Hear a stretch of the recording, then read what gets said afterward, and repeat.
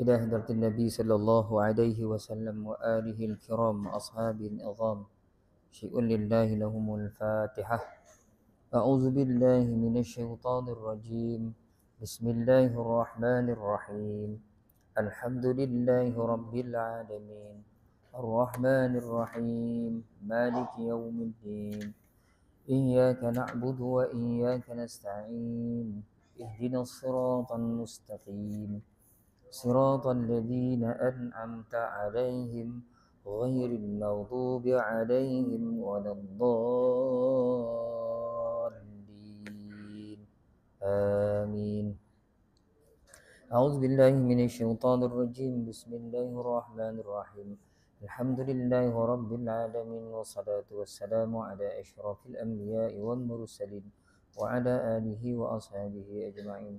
اللهم يا عليم علمنا من علمك ما ترضى به عنا ولا تؤاخذنا بما تعلمه منا. يا عليم خلقنا بخلق العلم وحققنا بحقائق العلم. رب اشرح لنا صدورنا ويسر لنا أمورنا واحلل عقدة من ألسنتنا يفقه أقوالنا والحمد لله رب العالمين. أعوذ بالله من الشيطان الرجيم. بسم الله الرحمن الرحيم. السلام عليكم ورحمة الله تعالى وبركاته. Alhamdulillah wassalatu wassalamu ala Rasulillah wa ala alihi wa sahbihi wa man wala. Ashhadu an la ilaha illallah wa ashhadu anna Muhammadan abduhu wa rasuluh. Qala rabbi shrah li sadri wa yassir li amri wahlul 'uqdatam min lisani yafqahu qawli, amma ba'd. Yang berusaha pengurusi surau beserta dengan ahli jawatan kuasanya, Ashabul Fadilah, tuan-tuan guru, tuan-tuan imam, tuan-tuan haji, puan-puan hajah, tuan-tuan, puan-puan, hadirin, hadirat yang dirahmati Allah Subhanahu wa taala sekalian. Alhamdulillah tuan-tuan dan puan-puan, sama-sama kita panjatkan kesyukuran kehadirat Allah Subhanahu wa taala yang masih lagi memberikan kepada kita nikmatnya yang berterusan sampai ke hari ini. Mudah-mudahan Allah Subhanahu wa taala sentiasa merahmati kehidupan kita di dunia ini dan juga kehidupan di akhirat kita, mudah-mudahan insya-Allah, Allahumma amin. Jadi malam ni tuan-tuan, kita sambung kembali pembacaan kitab Hayatus Sahabah oleh Syekh Muhammad Yusuf Al-Kandahlawi ini. Kita sampai ke nombor yang ke-77 ataupun muka surat 223. Kita dah masuk kisah beberapa orang sahabat menceritakan tentang bagaimana keislaman beberapa orang sahabat yang dicatatkan dalam kitab ini oleh Syekh Yusuf Kandahlawi. Okey, malam ni kita tengok Safwan bin Umayyah memeluk agama Islam. Jadi Safwan bin Umayyah memeluk agama Islam. Siapa Safwan bin Umayyah ni tuan-tuan? Safwan bin Umayyah ni anak Umayyah lah. Anak Umayyah bin Khalaf. Umayyah bin Khalaf ni dia orang yang antara yang paling kuat memusuhi Islam zaman dulu kan. Dan dia ni dia tuan kepada Bilal bin Rabah. Jadi dia tuan kepada Bilal bin Rabah. Kan Bilal bin Rabah ni khadam, hamba kan. Dia tuan dia Umayyah bin Khalaf. Jadi anak kepada Umayyah tu iaitu Safwan bin Umayyah daripada keturunan Bani Jumah. Itu sedikit tentang Safwan lah. Al-Waqidi dan Ibnu Asakir meriwayatkan daripada Abdullah bin Zubair radhiyallahu anhu berkata, ketika hari penaklukan Bandar Mekah, isteri Safwan bin Umayyah memeluk agama Islam bersama orang Mekah. Sedangkan Safwan sendiri melarikan diri bersama hamba sahayanya yang bernama Yasar sehingga masuk Syam. Lari dia, keluar daripada Mekah. Dan Umayyah ni dia Safwan bin Umayyah ni dia bila ayah dia meninggal ketika ini dia dah jadi pemimpin Quraisy. Kan dalam perang Badar ayah dia mati. Ayahnya mati. Dan sebelum tu kalau tuan-tuan tengok dalam kitab-kitab sirah, Safwan bin Umayyah ni dia bukan jenis orang yang apa ni? Dia jenis orang yang tak ambil tahulah. Mekah tu. Ketika Nabi datang pun dia tidak terkesan dengan Nabi lah.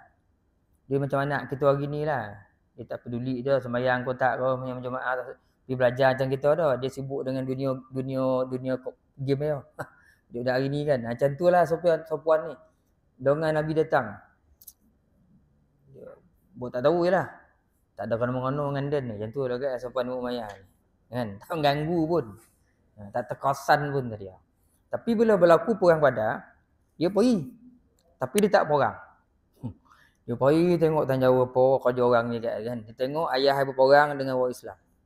Dan ketika itu dia melihat ayahnya mati terbunuh dalam perang Badar. Bila ayahnya mati terbunuh dalam perang Badar, dia terpilih. Dia naiklah jadi ketua sebab dia anak ketua kan. Orang Quraisy. Dia jadi ketua kepada suku dia. Ketika itu barulah muncul sifat-sifat pemusuhan itu dengan Nabi SAW. Dah jadi ketua. Sebelum tu dia buat halia je. Bila jadi ketua, barulah muncul dia punya perasaan nak memusuhi Nabi SAW. Sehingga kan dalam kitab-kitab tarikh menyebutkan dia punya marah kat Nabi tu berapa kali dia merancang nak bunuh Nabi. Dan dia pernah mengupah.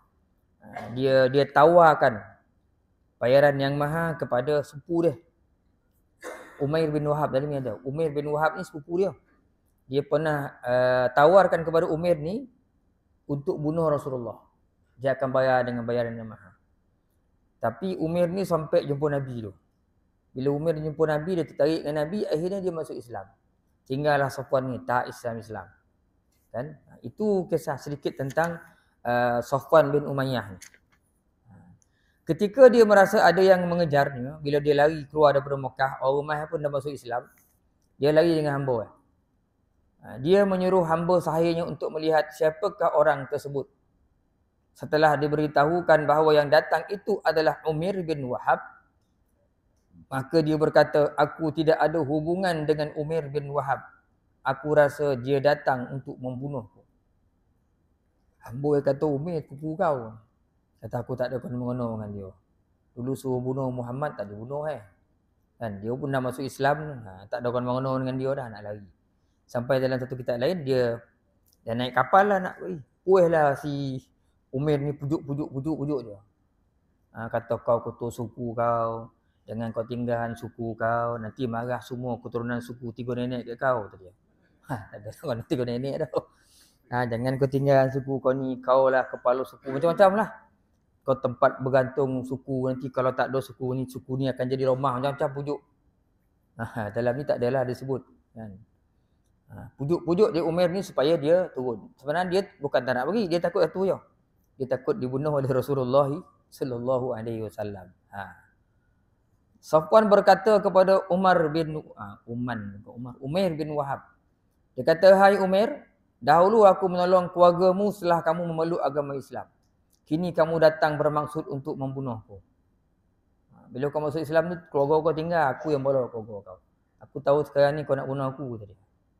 Kata Umair, aku datang daripada Rasulullah SAW dan aku telah meminta maaf bagimu kerana itu datanglah kamu menghadap baginda dan baginda telah pun memaafkanmu. Bila Rasulullah masuk Mekah, dalam hadis ni pendek kan, Umair ni tauih jumpa Rasulullah. Sayang dekat sepupu ini, dia mintakan kemaafan bagi pihak Safwan bin Umayyah tanpa diketahui oleh Safwan. Minta, ya Rasulullah, kau maafkanlah sepupu aku ni. Berikanlah perlindungan kepada dia.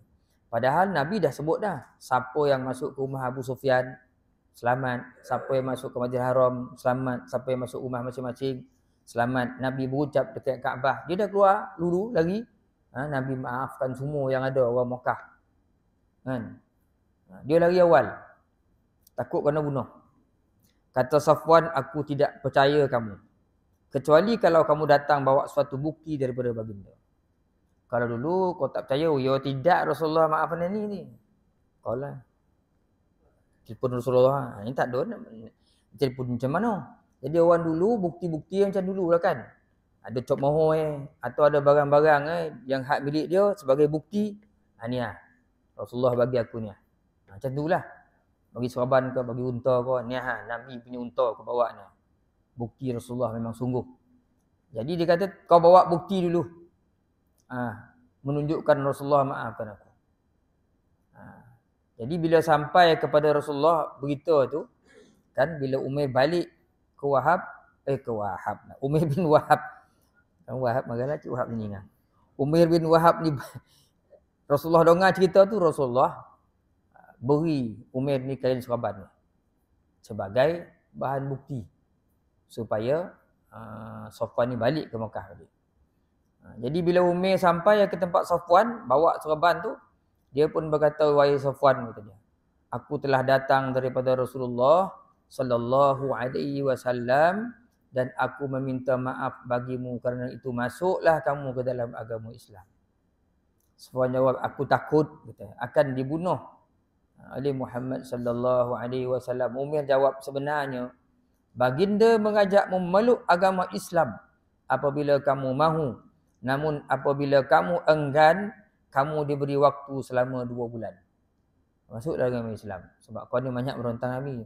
Kalau kau tak nak, Nabi bagi kau peluang 2 bulan tempoh untuk mikir. Dan baginda adalah salah seorang yang paling menghormati sekali kepada siapa sahaja. Baginda mengantarkan serbannya untuk menjadi bukti yang kamu minta. Yang kau minta bukti ni, aku bawa serban Rasulullah.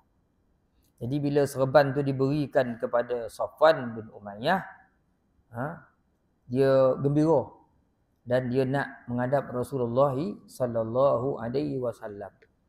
Maka pergilah Safwan ni bersama Umair ni menghadap Nabi sallallahu alaihi wasallam.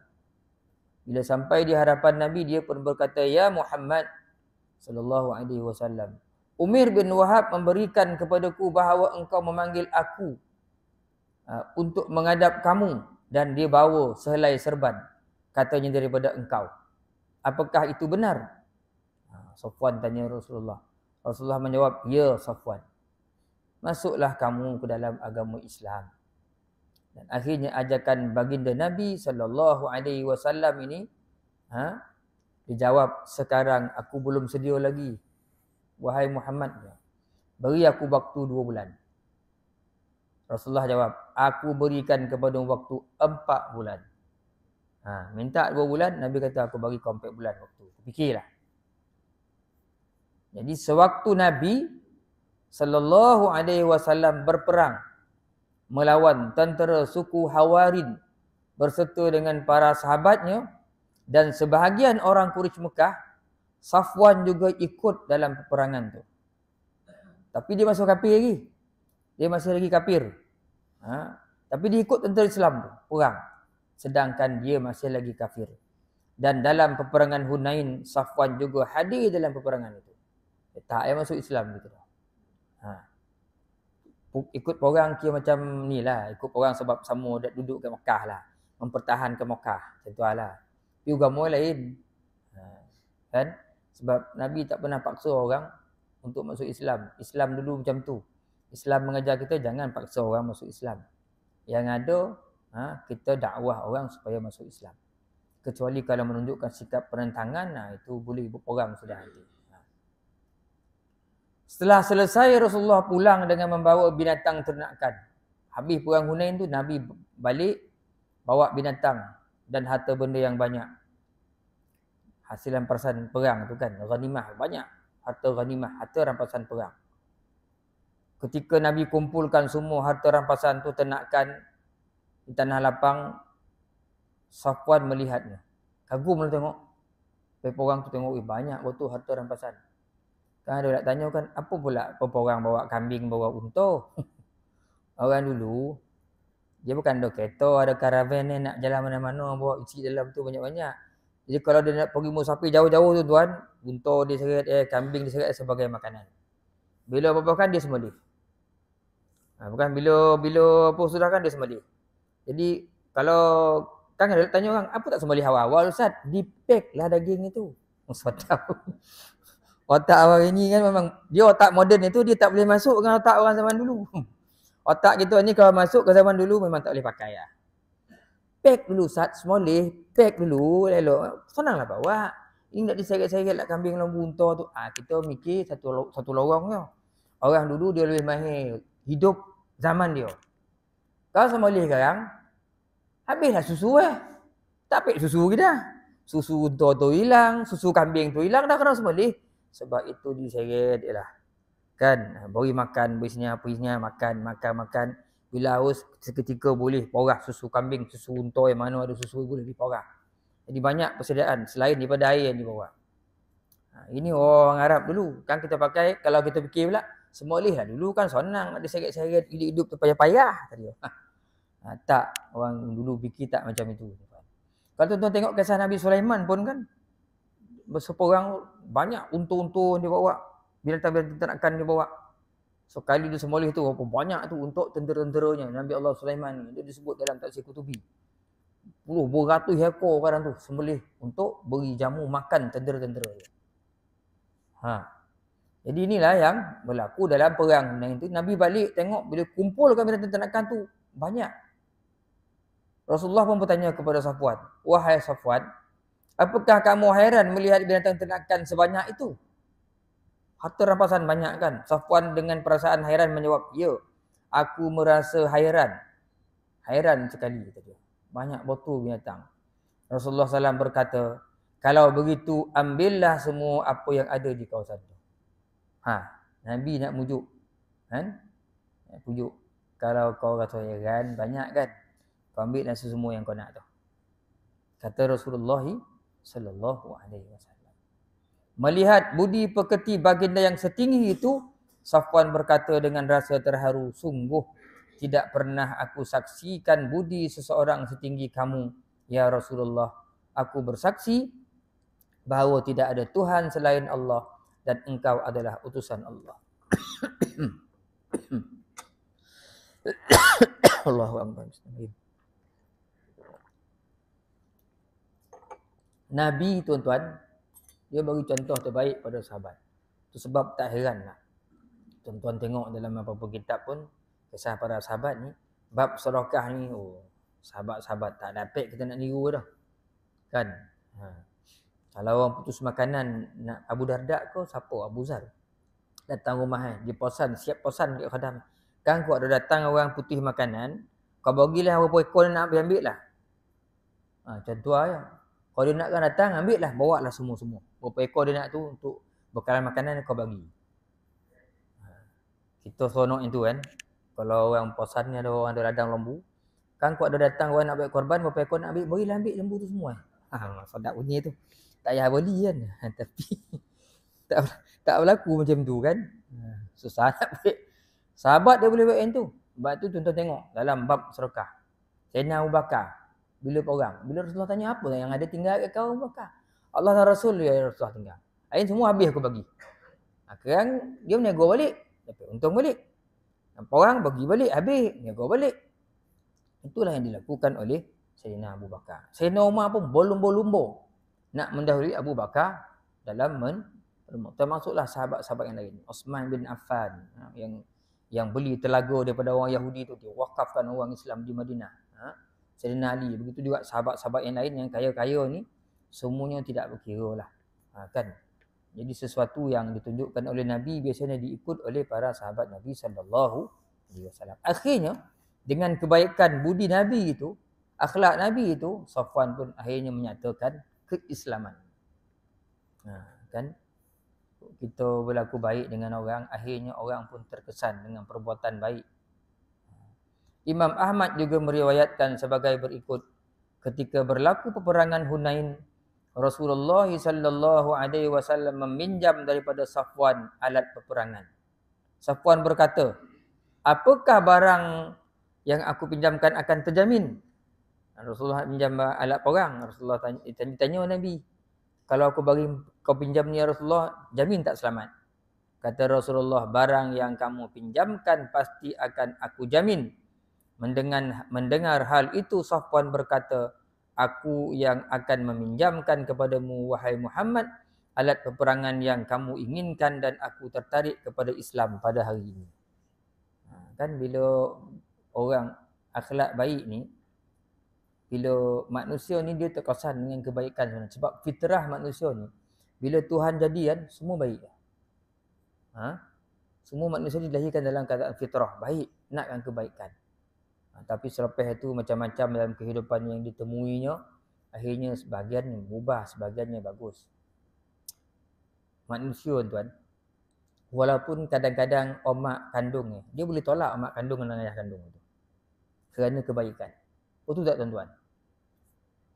Anas kan, anak angkat Nabi, Anas, khadam Nabi Anas kan, yang dia lari, dia dicolek oleh orang, akhirnya sampai dibawa ke Mekah, akhirnya dia jadi khadam Nabi, Sayyidina Anas. Sayyidina Anas. Akhirnya ayah cari dia, jumpa dia, dongang kat Mekah. Datang ayah nak ambil balik Sayyidina Anas ni. Rasulullah beritahu pada Anas, wahai Anas, sekarang ni ayah kau, kalau jumpa ayah kau, kau pilihlah. Kalau kau nak ikut ayah kau, aku pun tak berasa hati, kau ikutlah ayah kau. Tapi kalau kau nak tinggalkan aku, kau tinggallah dengan aku. Apa akhirnya buat? Ayah sendiri tu. Sayyidina Anas kata, minta izin pada mak ayah dia nak bertinggal dengan Rasulullah sallallahu alaihi wasallam. Sehingga dia jadi antara orang sahabat yang belajar betul daripada Nabi, dan banyak dia meriwayatkan hadis-hadis Nabi sallallahu alaihi wasallam. Kerana kebaikan akhlak. Orang pun hari ni kan, kau lahir-lahir, mak sangkut lagi pagar masjid dah. Kan? Sangkut kat pagar masjid, urung dek keronggo, urung dek tah apa bondo ulek lagi kan. Mak buang kat pagar masjid tu, keronggo gigit, nangis-nangisnya, dapat dek ni. Apa tu? Makcik wong kahnam. Cina lah maksud dia, orang Cina ambil. Cina pula dia. Membesar dia dengan baik. Dengan tak mengubah agama, tahu kau dulu saya jumpa gini tu kan. Di sekolahan budak ni. Akhir budak ni dicerodik. Belajar pandai pula. Masuk universiti. Pergi luar negara. Balik. Pergi seberang laut. Masuk dalam laut. Semua dah pergi dah. Cerodik kojo besar. Datanglah mak abah apa tu. Ni anak dia ni tu kan. Agak-agak macam mana anak dia. Mana mak ayah dia pilih kan. Tak pergi dia kat mak dah. Kerana kebaikan. Kan? Kerana kebaikan akhlak. Sebab kalau kita buat baik ni tuan, bukan orang suka tu, binatang suka kan. Itu kisah Safwan bin Umayyah. Sedikit tentang Safwan bin Umayyah tuan. Kemudian kita tengok pula kisah Huwaitib bin Abdul Uzza. Jadi kisah Huwaitib ni saya pun tak berapa banyak sangat tengok-tengok. Kitab ni tak jumpa sangat cerita Huwaitib ni. Inilah yang ada yang diceritakan oleh Syekh Yusuf ni. Al-Hakim dan Munzir bin Jah meriwayatkan Huwaitib bin Abdul Uzza bercerita mengenai keislamannya. Pada hari penaklukan bandar Mekah, aku merasa takut sekali dan aku keluar bersama keluargaku daripada rumah untuk mencari perlindungan. Bila dongan Nabi dah masuk Mekah, Huwaitib ni lari, bawa ahli keluarga semua. Keluar. Takut nak cari perlindungan sebab Rasulullah dah melanggar Mekah. Ketika aku sedang berada di satu tembok rumah Auf, tiba-tiba Abu Zar Al-Ghifari datang kepada aku. Ini Abu Zar yang kita cerita dulu kan. Yang kita cerita minggu lepas, yang Nabi sebut rahman Allah ke atas Abu Zar. Yang berjalan bersorangan, mati pun seorang, dibangkitkan kubur pun seorang. Itu cerita dulu. Kalau tuan-tuan masih ingat lah, kalau dah lupa dah kan. Dia antara sahabat yang Islam awal, tapi tak ikut Nabi hijrah ke Madinah. Nabi hantar dia ke suku Bani Ghifar untuk Islamkan orang suku Bani Ghifar. Jadi sahabat ni Abu Zar Al-Ghifari datang mencari Huwaitib bin Abdul Uzza. Sedangkan di antaraku dengan Abu Zar terdapat suatu dinding yang dapat melindungi aku daripadanya. Mana Abu Zar tak dapat dokek lah. Dia pun tak berani dengan Abu Zar kan. Dah orang Islam kan, kau dah pancung pula kan. Ketika Abu Zar mendekati, maka aku berlari dan beliau memanggilku, ya Abu Muhammad, ya Aba Muhammad. Ini gelaran kepada Huwaitib ni, kerana anaknya ada nama Muhammad, maka dia panggil, wahai ayah kepada Muhammad, wahai ayah Muhammad, mengapakah kamu lari? Jawabku, kerana aku takut dibunuh.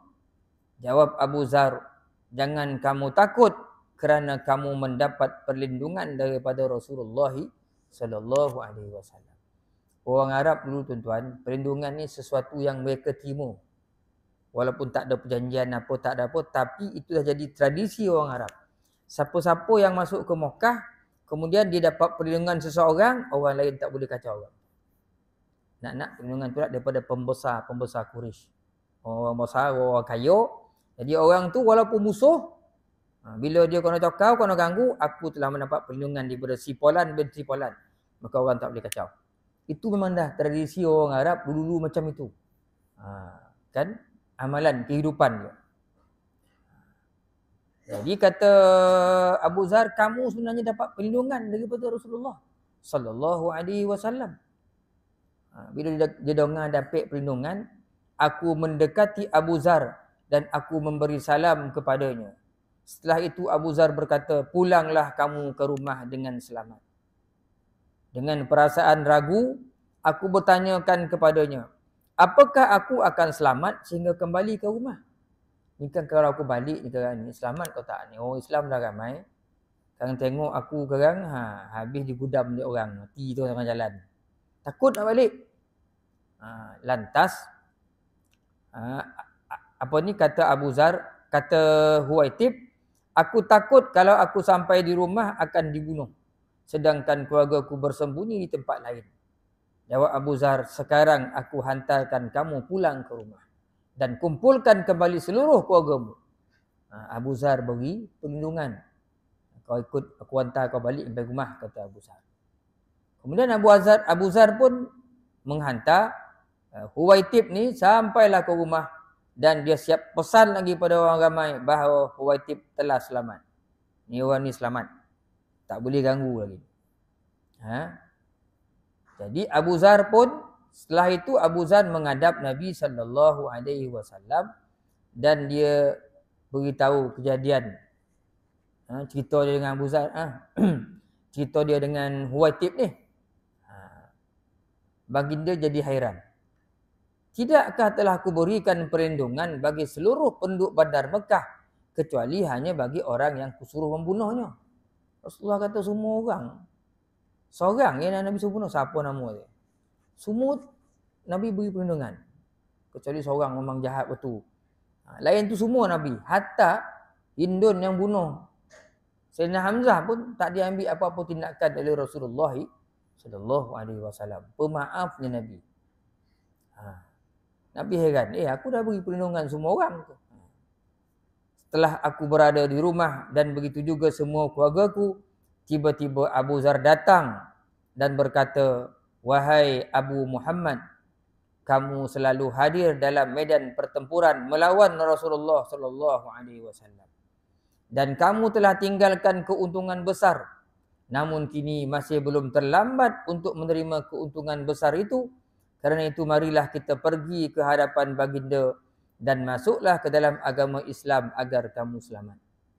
Kau dah lama dah bertempu menentang Nabi, padahal tu satu kerugian. Belum terlambat lagi untuk dapat untung besar. Masuklah Islam, kata Abu Zar. Maka menurut pendapat Abu Zar, ku datangi Rasulullah ketika sedang berada di Al-Bata bersama Abu Bakar dan Umar bin Khattab radhiyallahu anhu. Setelah berada di hadapan baginda, maka ku ucapkan salam kepada baginda. Salam dijawab oleh baginda. Setelah itu barulah aku memeluk agama Islam dengan mengucapkan 2 kalimah syahadah. Akhirnya Huwaitib pun masuk Islam. Keislamanku itu membuat hati baginda menjadi gembira dan aku ditawarkan pinjaman wang. Pinjam duit lagi. Dalam kesempatan ini, aku meminjam kepada baginda wang sebanyak 40,000 dirham. Bukan sikit-sikit. 40,000 dirham. Pinjam kepada Rasulullah. Rasulullah nak pujuk orang kan. Pinjamkan duit 40,000 dirham.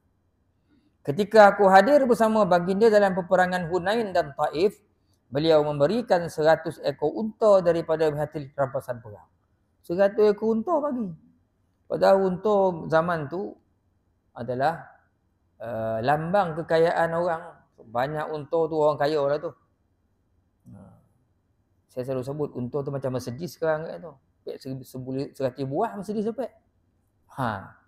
Kan Nabi bagi. Baiknya Rasulullah sallallahu alaihi wasallam. Ibnu Sa'ad dalam kitabnya At-Tabaqat daripada Muzir bin Jaham daripada Huwaitib radhiyallahu anhu berkata, tidak seorang Quraisy pun yang tetap memegang agama nenek moyang mereka sehingga hari penaklukan bandar Mekah kecuali aku. Sampai Nabi datang masuk Mekah, tak ada seorang Quraisy pun yang tetap berpegang agama dia. Huwaitib ni lah payah nak terima Islam. Aku seorang yang kata dia. Orang bila sampai bandar Mekah ni semua Islam. Aku yang bertahan. Sampailah hari penaklukan bandar Mekah.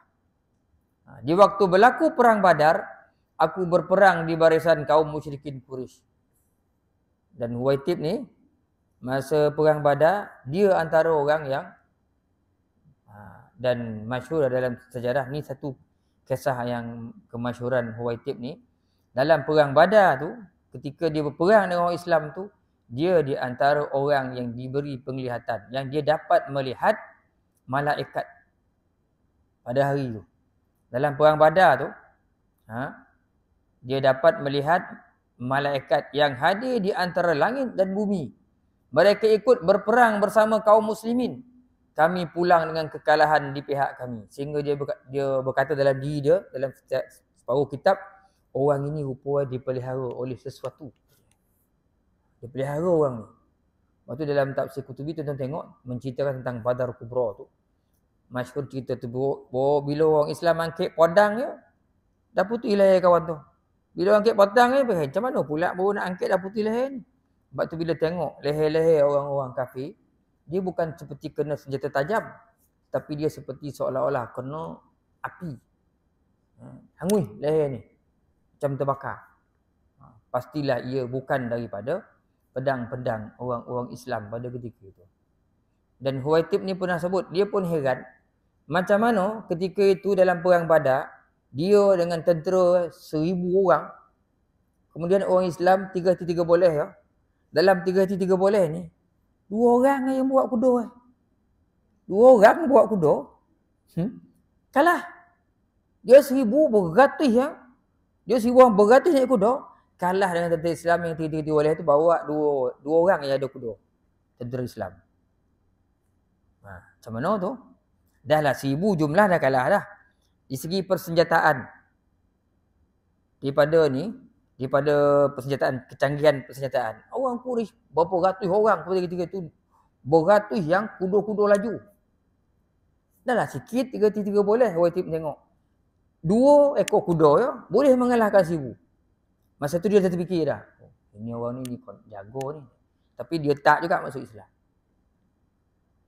Mana nak masuk akal kan? Malaysia kata berapa orang, dengan mana tentera besar kat sini dengan Indonesia. Malaysia ada 100 jet, tuan ada 1000, kalah Indonesia. Memang tak masuk akal lah macam tu kan. Senjata dah lah kurang. Lepas tu berapa orang? Sebab dia nampak malaikat turun berbondong-bondong membantu Rasulullah SAW. Tapi Huwaitib tak juga Islam pada ketika itu. Pada hari perdamaian Hudaibiyah, aku termasuk orang yang memberi persaksian perjanjian itu menjadikan Islam semakin bertambah maju. Depan mata dia, Huwaitib tengok Islam ni makin ramai orang anuti. Dia tak Islam. Ketika Rasulullah SAW datang bersama kaum muslimin pada waktu umrah qada, kan tahun ke-7 kan, tahun ke-6 Rasulullah datang kan, kena halau, tak bagi dia masuk haji, datang tahun ke-7. Rasulullah qada balik umrah tu, masuklah orang Islam dengan perjanjian beberapa hari saja boleh tawaf, buat amalan di Kaabah itu 3 hari. Masuk. Namun aku bersama Suhail bin Amru tetap tinggal di Mekah untuk menghalau Rasulullah SAW setelah 3 hari berlalu. Dia di antara orang yang bertugas untuk menghalau Nabi dengan orang Islam yang lain. Sebab janji boleh masuk buat ibadah kat Mekah ni, wahai Muhammad, kau dengan orang-orang kau, tapi 3 hari je. Lepas 3 hari tu Rasulullah disuruh keluar. Siapa yang bertugas tu? Huwaitib bin Abdul Uzza. Huwaitib ni dengan Suhail, dia suruh Nabi keluar. Dia datang jumpa Nabi, katanya, kini telah habis tempohnya, keluarlah kamu daripada tanah air kami. Halau Nabi. Ketika Rasulullah SAW mendengar ucapanku, baginda terus berseru kepada Bilal, umumkan kepada kaum muslimin yang datang bersama rombongan kita agar meninggalkan bandar Mekah sebelum matahari terbenam. Nabi beritahu sahabat-sahabat, umumkan kepada sahabat-sahabat kita, jangan seorang pun tinggal kat Mekah ni. Kita ada perjanjian, semua keluar daripada Mekah. Kan? Jadi Huwaitib tengok tu, kebaikan-kebaikan Rasulullah sallallahu alaihi wasallam itu. Kemudian kita ambil satu lagi tuan, lepas tu kita berhentilah. Saya minta maaf masa sebenarnya saya lotih ni tuan. Bila ngado mesin rumput tadi elok ya godup sakit badan tu dah. Kita ambil seorang lagi tuan, Harith bin Hisham memeluk agama Islam. Ini seorang lagi sahabat ni. Al-Hakim bin Abdullah, Al-Hakim dan Abdullah bin Ikrimah meriwayatkan, pada hari penaklukan bandar Mekah, Harith bin Hisham dan Abdullah bin Abi Rabi'ah masuk ke rumah Ummu Hani bin binti Abi Talib untuk meminta perlindungan daripada Ummu Hani, anak Abu Talib. Bila Nabi masuk Mekah, dia lari rumah Ummu Hani, anak kepada Abu Talib. Sebab apa? Nak minta perlindungan. Dua orang ni. Siapa ni? Haris bin Hisham dan Abdullah bin Abi Rabi'ah. Permintaan itu dimakbulkan Ummu Hani. Okey, kau duduk sini selamat. Masuk pula Sayyidina Ali. Sayyidina Ali nampak dua orang ni, dia pengikut pergi rumah Ummu Hani ni. Maka Sayyidina Ali terus menghunus pedangnya untuk membunuh kedua-dua orang. Sayyidina Ali nak bunuh orang kan. Ketika itulah Ummu Hani beritahu. Dia tengok kejadian tu, dia pun terus mencegah Sayyidina Ali sambil berkata, kedua-dua orang itu adalah di bawah perlindunganku. Tengok, perlindungan Nabi lah, tak payah kacau. Sebelum kamu membunuh mereka berdua, lebih baik kamu bunuh aku dahulu. Dan Harith bin Hisham ni tuan-tuan, dia di antara sahabat-sahabat Nabi yang lewatlah masuk Islam. Harith bin Hisham ni. Jadi kata Ummu Hani, kau belum bunuh dia, kau bunuh dia dulu. Sayyidina Ali pun tanya Ummu Hani, apakah kamu mahu melindungi orang musyrik? Kemudian Sayyidina Ali keluar.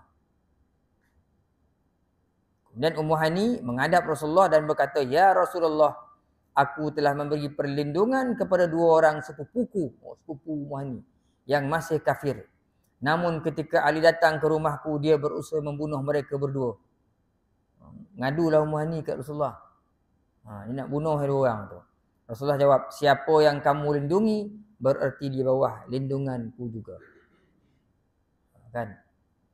Siapa yang kau lindungi wahai Ummu Hani, sebenarnya kau pun bawah, orang tu bawah perlindungan aku. Jadi bila dengar macam tu, sahabat-sahabat tak boleh ni nak kacau. Setelah itu Ummu Hani terus menuju ke rumahnya dan memberitahukan perlindungan Rasulullah SAW kepada mereka berdua. Syukurlah orang dua tu, Rasulullah beri perlindungan. Mendengar laporan dan perlindungan daripada Rasulullah, mereka berdua terus pulang ke rumah masing-masing. Bila Ummu Hani kata Rasulullah dah umum dah, kau ni bawah perlindungan Nabi, maka keluar dia. Kafir lagi. Tak Islam. Suka hati dia yang pergi ke Mekah tu kan. Orang ni dah Islam, dia tak. Pernah Rasulullah mendengar laporan daripada seorang bahawa kedua-dua orang itu masih bergaul dengan orang-orang sekelilingnya semasa masih kafir. Mana dua orang ni pernah. Sebenarnya ni ada kisah ni, Hisham ni. Bila dia dengar Rasulullah bagi perlindungan, apa perkataan kita? Jobor dah keluar dah. Tak boleh kacau aku. Rasulullah dah bagi perlindungan. Sampai satu ketika ada majlis lah. Satu majlis, Hisham ni dia pakai minyak wangi. Dia wangi tu lebih daripada orang lain. Bersolek-solek betul dia majlis kan. Syukurlah dia. Orang mandang geram dia. Dah lah kafir Islam. Lebih daripada orang Islam macam kau tu. Jahit sampai cerita tu pada Rasulullah. Malu dekat Rasulullah. Aku katnya ni. Dia kata den kapi lagi tu dia. Rasulullah dengar cerita berlebih-lebih pula. Padahal dapat perlindungan dari Nabi. Sampai cerita tu kepada Rasulullah, malu dia. Hisham bin Haris ni. Kan? Orang geram tengok dia. Kan? Rasulullah berkata, kedua-dua orang itu di bawah perlindunganku. Kerana itu jangan diganggu sedikit pun. Bila dia dengar Nabi cakap yang tu, malu Hisham bin Haris ni. Allah hai. Dia tak ikut Nabi lagi, tapi perangai itu macam tu lah. Kata Haris bin Hisham, aku sangat malu sekali kepada Rasulullah. Dengan segala budi pekerti baginda kepadaku. Padahal aku dahulu sering memusuhi baginda di setiap medan peperangan. Ini selepas dia masuk Islam, tuan-tuan. Lepas dia masuk Islam, dia tahu malu betul kat Nabi tu. Aku ni, ya Allah, hai, selalu bonalah. Bergaduh-gaduh, berporang-porang dengan Rasulullah sallallahu alaihi wasallam. Jadi Haris bin Hisham ni antara golongan takhir lah, sahabat yang masuk Islam. Dia sampai dalam kitab-kitab yang lain disebutkan Haris bin Hisham ni dia terasalah, dia macam rugilah. Kenapalah dia lambik dulu ngikut Nabi SAW. Sehingga Haris ni pernah menyebutkan kalau kata dia, kalau gunung di Mekah ni Allah Ta'ala ubah jadi omeh, kalau jadi milik aku gunung tu, aku akan sedekahkan kepada perjuangan menegakkan agama Allah. Kalau gunung ke Mekah ni jadi omeh, Tuhan ubah, gunung tu aku punya pula, aku akan keluarkan semua-semuanya ni, aku bagi Rasulullah untuk menegakkan agama Allah. Tapi aku faham, kata dia, satu hari orang-orang yang mendahului aku yang telah syahid ni tak sebanding dengan apa yang aku berikan. Ini kata Haris. Kalau aku bagi banyak mana pun, tak sama dengan sehari apa yang telah dilalui oleh sahabat-sahabat dulu yang telah syahid. Sehingga kata Haris, kalau aku tak boleh menyamai kehidupan mereka, kualiti hidup aku kat dunia ni tak boleh sama dengan dia orang, aku akan cuba samakan di akhirat. Kata Haris bin Hisham. Dia pernah kata, kalau aku bagi apa banyak harta pun tak sama dengan sehari yang sahabat-sahabat hidup dulu sehingga syahid. Sehingga kata Haris bin Hisham, kalau tak sama kat dunia tak apa, aku akan cubakan samakan kualiti hidup aku ini di akhirat. Akhirnya apa Haris bin Hisham ni buat, tuan-tuan? Dia ambil keputusan untuk dia menyertai sahabat-sahabat Nabi yang sedang berperang masa tu di Syam, di Syria. Dia nak keluar, nak menyertai sama. Sebab dia kata tak sama, dah lambik masuk kan, berperang dengan Islam ni sikit bona. Akhirnya dia tinggalkan suku dia. Dia ketua juga Quraisy, ketua pemimpin suku dia. Kan akhirnya saudara mara suku-suku hantar dia sampai keluar Mekah dalam keadaan sedih lah. Dia nak pergi berperang enggak, sebab dia rasa sikit sangat sumbangannya pada agama. Dia pergi perang, meninggalkan Mekah, dihantar di saudara mara menyertai sahabat-sahabat Nabi yang berada di Syam, berperang. Kemudian dia juga ikut, dia dengan anak Abu Jahal, Ikrimah, sahabat Nabi ni perang juga, pergi ikut berperang dalam peperangan Yarmuk. Dalam peperangan Yarmuk. Ketika itu tentera Islam bukan ramai sangat ketika itu. Perang kan. Dalam peperangan itulah Ikrimah melihat sahabat Hisham, melihat Haris bin Hisham ni beryoyo nak perang, sehingga Ikrimah kata, nak tak kita berbai'ah? Kata Ikrimah, bai'ah apa? Kita berjuang sampai kita menang ataupun kita syahid. Kita macam tu nak kata perang sampai kita mati. Tak nak dah, balik rumah. Jangan buat baik. Siapa nak bagi ayam dan makan? Bunga kotas siapa nak siram? Itu banyak mikir. Dia tak ada dia. Bila dongar macam tu perang Yarmuk ni perang sepadan Rom kan. Orang Islam tak ramai. Bila dongar Ikrimah kata, nak tak kita bai'ah? Kita bai'ah janji setia. Kita perang sama ada kita menang ataupun kita syahid. Haris bin Hisham kata, "Tawish, aku setuju." Maka berperanglah dua sahabat ni bersungguh-sungguh. Berperang, membelah pasukan musuh sampai beliang-lianglah badan ni. Kena padang semua. Akhirnya bila tamat perang, dia kena, Haris bin Hisham ni dia cedera parah lah. Hidup masa tu. Cedera parah. Harith bin Hisham. Ketika sahabat-sahabat mencari, jumpalah Harith bin Hisham dalam keadaan kehausan. Dia minta air. Yang masyhur cerita dia minta air pada sahabat. Sahabat pun lolahlah mencari air, nak bagi dia air. Ketika dia nak minum, dia nampak sebelah tu Ikrimah pun haus. Ikrimah minta air. Kata Hisham bin Harith, engkau beri pada sahabatku Ikrimah, kerana dia amat memerlukan air. Ikrimah pun nak minum. Tengok sebelah tu Ayyash bin Abi Rabi'ah pun sama minta air. Kata Ikrimah, kau beri pada Ayyash dulu, aku boleh bertahan lagi. Akhirnya ketika Ayyash bin Abi Rabi'ah nak minum, dia pun syahid. Bila sahabat tengok Ayyash tak sampai, Allah dah wafat pula. Kan? Syahid. Ayyash bin Abi Rabi'ah. Sahabat yang bawa air tadi bawa. Oh, ini bagi kat Ikrimah baliklah. Pergi ke Ikrimah. Akhirnya Ikrimah pula syahid. Dah Ikrimah syahid, bawa balik ke Harith bin Hisham. Akhirnya sampai ke Harith bin Hisham, tiga-tiganya syahid tanpa minum air sedikit pun. Ini masyhur cerita tiga ni. Akhirnya Harith bin Hisham, dia tepati kata-kata dia. Kalau aku tak boleh sama dengan sahabat-sahabat ni, walaupun sehari kehidupan aku, kalau aku sedekah banyak-banyak pun untuk agama ni, tak sama dengan sehari kehidupan para sahabat dulu. Mereka dah berjuang awal dengan Rasulullah. Aku tak boleh sama dengan mereka di dunia, aku akan cuba samai mereka di akhirat. Sebab itu bila Ikrimah kata kita perang, monang atau syahid, dia setuju terus. Akhirnya dia mewakafkan tenaga, rohnya untuk agamanya, dan akhirnya Allah Ta'ala muliakan Harith bin Hisham sebagai salah seorang sahabat Nabi yang telah syahid, gugur syahid dalam peperangan Yarmouk bersama dengan Ikrimah. Yang Nabi pesan ke sahabat, jangan kau cerita keburukan ayah Ikrimah ni Kang bila dia masuk. Sayang Nabi pada sahabat-sahabat ni, termasuk Ayyash bin Abi Rabi'ah. Ingat tuan-tuan, sampai cerita Harith bin Hisham ni ingat menjadi cerita yang terakhir lah untuk kita pada malam ini, dan kita akan sambunglah pada hari akan datang. Kita tengok ketika baginda masuk, kata Harith bin Hisham, aku sangat malu sekali kepada Rasulullah dengan segala budi pekerti baginda kepadaku, padahal aku dahulu sering memusuhi baginda di setiap medan peperangan. Ketika baginda masuk ke Masjidil Haram, aku terus temui baginda dan aku ucapkan salam kepadanya. Setelah itu barulah aku ucapkan 2 kalimah syahadah. Baginda menyambut keislaman itu dengan hati yang gembira sekali, seraya berkata, Alhamdulillah yang telah memberi petunjuk kepadamu kepada Islam. Orang seperti kamu tidak sepatut tidak kenal kepada Islam. Jawab Harith, demi Allah, sesungguhnya aku tidak kenal erti Islam. Aku minta kenal ya Rasulullah. Akhirnya dia Islam juga di tangan Rasulullah SAW. Dan dia mewakafkan diri dia untuk perjuangan agama ni sampailah akhirnya dia gugur syahid dalam peperangan Yarmouk.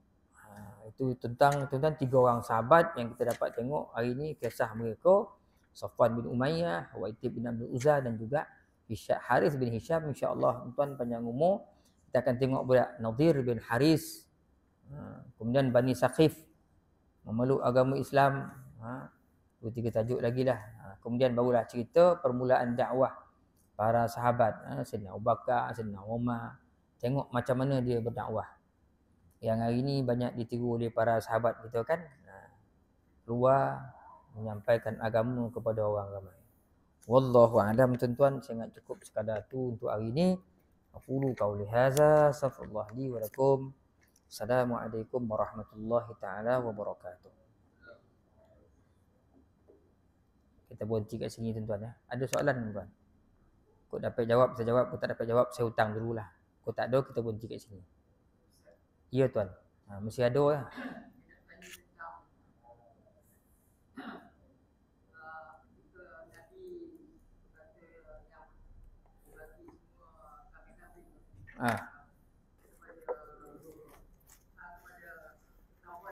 Ya, Safwan bin Umayyah.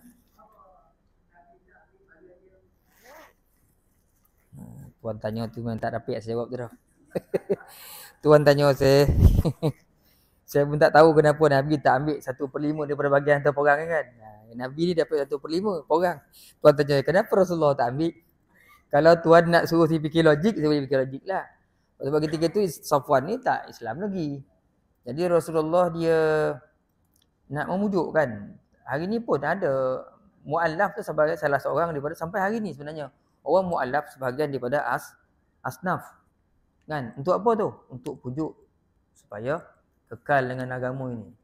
Jadi Nabi dulu itu juga keadaannya. Memujuk orang-orang ni nak ketua-ketua pemimpin suku ni kan.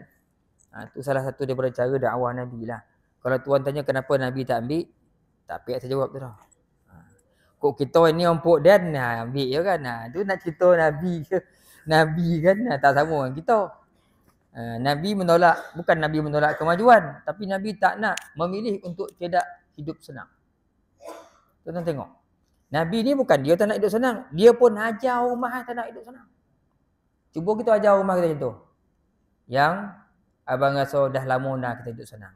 Abang dah pencen, abang nak jual Mercedes Volvo ni, dengan rumah kita pakai kereta kancil dia nak. Siap lah. So, pergi jumpa kepala. Kat Sungai Tinggi. Bodoh. Dialog tu senang nak jual nak kereta pergi kereta kancil. Takkan kita naik motor 250 lah. Kan? Tak nak rumah. Nabi macam tu. Jadi tak heranlah kalau Nabi boleh bagi bagian dia pada orang lain. Kan sampai turun ayat Quran tu. Ya ayyuhan nabi qul li azwajika in kuntunna turidnal hayatad dunya wa zinataha fata'alaina umatti'kunna wa usarrihkunna sarahan jamila. Nabi Allah Taala suruh ajar. Allah Taala ajar Nabi, wahai Nabi, kau beritahu isi kau, kalau kau semua nak kaya, in kuntunna turidnal hayatad dunya wa zinataha, kau kalau nak dunia, perhiasannya, kesenangan ni, kalau kau nak fata'alain, mestinya umatti'kunna wa usarrihkunna sarahan jamila. Aku bagi kau kekayaan, aku lepaskan kau. Aku lepaskan kau. Cerai. Kau pergi dah. Cerai kau. Nabi ajak rumah itu. Wa in kuntunna turidnallaha wa rasulahu wad daral akhirah. Kalau kamu nak kan apa ni Allah dan Rasulnya, maka kau kekal sama dengan aku. Fa innallaha a'adda lil muhsinati minkunna ajran 'azima. Kalau kau nakkan Allah dan Rasulnya, kau nak cari kehidupan, keuntungan di akhirat, Nabi jawab, Allah Taala beritahu, fa innallaha a'adda lil muhsinati minkunna ajran 'azima. Allah Taala akan sediakan untuk kamu pahala yang besar di akhirat. Ya nisa'an nabi man ya'ti minkunna bi fahishatin mubayyinah yudha'af lahal azabu dhi'fain. Wahai isteri-isteri Nabi, kalau kau melakukan kejahatan, kefasikan, kemungkaran, Allah Taala akan azab kau 2 kali ganda sebab kau isteri Nabi. Kan sebut dan surah Ahzab saja. Banyak nasihat-nasihat Rasulullah kepada isteri-isterinya. Dan Nabi mengajar begitu. Jadi tak heran kalau Nabi tak ambil apa-apa. Dan macam saya sebut dulu, rumah Nabi ni dia tak ada. Rumah Nabi dia tak ada mari gobok salai pula. Gobok. Ini pengikut gobok salai ni. Simpan lauk-lauk tak ada. Waktu tempayan dalam tu Rasulullah letak makanan. Kita ada peti ais. Bertingkat-tingkat. Tingkat tu semua penuh. Daripada atas sampai ke bawah. Buka meluruh benda lainnya tu. Nabi tu tempayan tu. Meja pun tak ada. Kan? Naim Siddiqi dalam sebuah kitab itu. Dia cerita tentang rumah Nabi. Meja pun tak ada rumah Nabi. Kita berapa kali kita punya apa ni, tulang korehnya luka sebab terlanggar meja. Banyak dalam meja rumah kita. Nabi meja pun tak ada rumah. Apa yang ada kat rumah Nabi? Tapi isi Nabi seorang pun tak ada yang lari daripada Rasulullah sallallahu alaihi wasallam. Semua nampak keuntungan di akhirat. Kan? Sehingga banyak nasihat-nasihat Nabi Rasulullah sebut, wa man yaktub minkunna lillahi wa rasulihi wa ta'mal salihan nu'tiha ajraha marratain wa a'tadna laha rizqan karima. Kalau taat kepada Allah, kepada Rasul, wa isiku, Allah Taala akan sediakan rizqan karima, rezeki yang mulia, yang besar besok di akhirat besok. Sampai awal juzuk 22 tu, ya nisa'an nabi, macam-macam ceritakan. Nabi ajar isinya, jangan kau cakap kuat, jangan kau cakap lemah gemalai, nanti orang suka kat kau. Itu pun dalam Quran sebut. Kan? Sebut jangan sebut, jangan lembut-lembutkan suara kau. Nanti orang-orang yang berdosa nanti tertarik pada kau. Sehingga Rasulullah sebut, Quran mengajar waqarna fi buyutikunna. Waqarna fi buyutikunna. Naklah kamu isteri Nabi duduk dalam rumah kamu. Wa aqimna salah wa atina zakah wa atina Allah wa rasulah. Duduk kat rumah, semayang, bayar zakat, taat pada Allah Rasul. Macam-macam lagi kan yang diajar oleh Rasulullah kepada isterinya. Allah Ta'ala titipkan dalam Al-Quran. Jadi itulah keadaan kehidupan Nabi. Kalau tuan tanya kenapa tak ambil? Itulah di antara kebaikan-kebaikan Nabi kan. Sehingga orang datang rumah Nabi tak makan pun. Masyhur hadis kan. Datang orang minta makanan. Nabi tengok Allah. Golapkan rumah, padam lampu. Makanlah, lapuk-lapuk dong macam makan batu pada Rasulullah tak makan. Kan ada hadis. Nak meraihkan tetamu. Sebab dalam riwayat sebut Nabi tak pernah tak bagi orang minta pada dia minta tolong Nabi bagi. Sehingga Nabi sanggup berhutang gandum kat orang untuk beri orang. Mana ada orang nak pinjam duit kat kita pinjam kat orang nak bagi kat orang tu. Jawapan selalu Den tak berduit. Pinjam Den ni dia. Den pun sikit kau yang ada orang Den ni. Nabi dia tak ada Nabi Den pun sikit tak ada. Nabi pinjam kat orang lain bagi kat orang. Berhutang Nabi kat orang. Kita masyhur lah jawapan tu, standard lah tu. Den pun sikit bagi kau pula.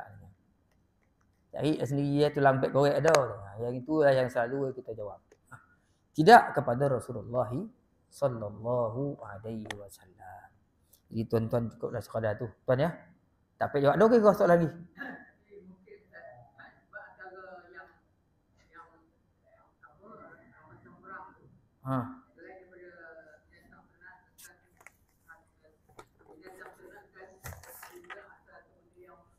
Yo. Tuan baik kemungkinan, saya kata kemungkinan yo. Sebab kemungkinan dan semua.